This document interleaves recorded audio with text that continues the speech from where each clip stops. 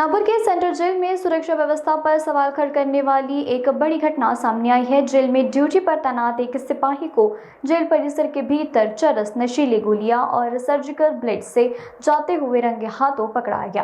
आरोपी सिपाही की पहचान विकास सहारनी के रूप में हुई है। मुख्य प्रवेश द्वार पर नियमित जांच के दौरान उसकी तलाशी ली गई, जिसके पास से 29 ग्राम चरस, 35 नशीली गोलियां और 5 सर्जिकल ब्लेड बरामद किए गए।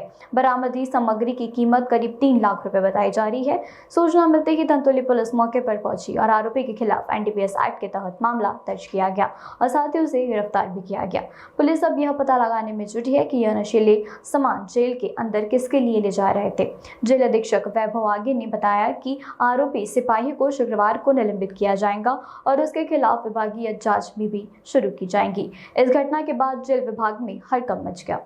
काल कारागृह अधीक्षकांनी पोलीस स्टेशन येथे लेखी पत्र देऊन कळवले की कारागृह येथील कर्मचारी विकास सहारे हा नेहमीप्रमाणे सकाळी 8:30 वाजता ड्युटीवर आला होता।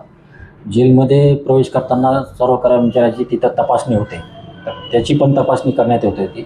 तपासणी दरम्यान त्याच्याकडे संशयित अशी वस्तू आढळल्याचे त्याच्या अंडरगार्मेंटमध्ये तपासणी करणाऱ्या कर्मचाऱ्याला समजून आले। त्यांनी त्याबाबत कारागृह अधीक्षक यांना कळवले। कारागृह अधीक्षकांना यांनी आपल्याला पोलीस स्टेशनला माहिती दिली।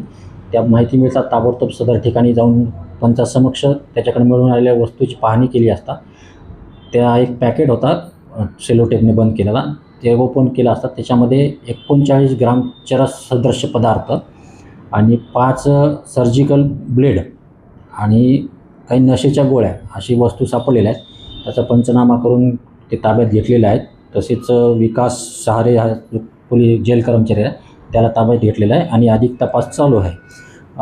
तो बहुतेक जेलमधील जे आरोपी आहेत तो त्यांना देण्यासाठी तो त्या वस्तू घेऊन जात होता आणि त्याचा तपास चालू आहे। तो वस्तू कोणाला देणार होता आणि त्या वस्तूचा ते जेलमधील जे आरोपी आहेत ज्यांना कोणाला ते कशासाठी वापर करणार याचा अधिक तपास करण्यात येत आहे।